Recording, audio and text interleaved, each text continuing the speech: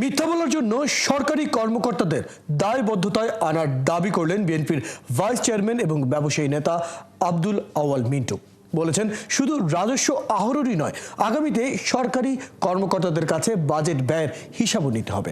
রোববার Dhaka chamber of commerce and industry আয়োজিত কেমন বাজেট চাই শীর্ষক আলোচনায় এসব কথা বলেন।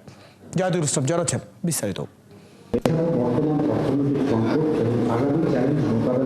2025-26 অর্থ বছরের বাজেটকে সামনে রেখে বেসরকারি খাতের প্রত্যাশা নিয়ে এই আলোচনায় অংশ নেন বিভিন্ন খাতের ব্যবসায়ী নেতারা। বরাবরের মতোই ব্যবসায়ীদের অভিযোগ, যারা কর দেয় এনবিআর প্রতি বছরই তাদের উপর কর এবং হয়রানি বাড়ায়। অটোমেশনের বিরোধিতা একমাত্র এনবিআর ছাড়া কোনো ব্যবসায়ী এই জিনিসটা চায় না, যে ল্যান্ড কোর্টের চিঠিটা যাতে ইস্যু করা না হয়, আমরা যেভাবে আগে চলছিলাম সেভাবে যাতে আমরা চলতে পারি। ইনভেস্ট করবো, আমরা আমদানি করবো, রপ্তানি করবো, সেখানে এত সব রেস্ট্রিকশন করলে তো ব্যবসা স্মুথলি চলতে পারে। আমাদের বেশ কিছু জায়গায় আননেসেসারি কিছু হাই ট্যারিফ নির্ধারণ করে রাখা হয়েছে। এই নেটওয়ার্কটা ডেভেলপ করার জন্য আমাদের অনেক বড় একটা বাজেট দরকার হবে। এফবিসিসিআই এর সাবেক সভাপতি মীর নাসির হোসেন বলেন, প্রতি বছরই অবাস্তব এবং বড় বাজেট দেওয়া হয়। যারা ট্যাক্স দিচ্ছে তাদের উপর পুরোপুরি চাপ সৃষ্টি হচ্ছে। এইটা থেকে কেন আমরা বেরোতে পারছি না, এই জিনিসটা আমাদেরকে দেখতে হবে। কারণ হচ্ছে হয়রানিতে একজনই বাড়ছে কিন্তু, এবং যারা কর দিতে সক্ষম তারা কিন্তু ট্যাক্সের আওতার বাইরে চলে যাচ্ছে। এই জিনিসটা যদি স্ট্রিমলাইন না করা যায়, আমরা ট্যাক্স জিডিপি রেশিও বলেন কোনো কিছু আমরা অ্যাচিভ করতে পারবো না।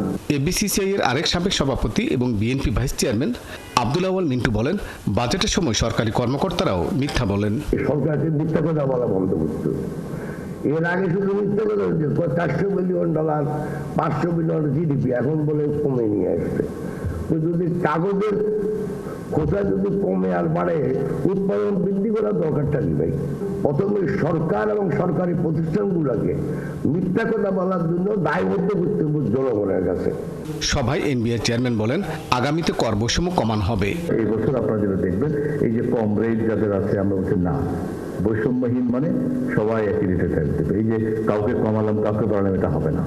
এবং যারা দীর্ঘদিন ধরে ট্যাক্স এক্সেম্পশন ভোগ করছেন, একবারের পরে একবার খালি পাচ্ছে, আমরা বলছি না, এগুলোকে আমরা এক্সপেনশন দিব না। বিএনপি নেতা আমির খসরু মাহমুদ চৌধুরী বলেন, দেশের কর কাঠামো বিনিয়োগ বান্ধব করা না হলে কোনো পদক্ষেপই কাজে আসবে না। ট্যাক্স জিডিপির কথা বলে কোনো লাভ হবে না। জাহিদুল ইসলাম, ৭১, ঢাকা।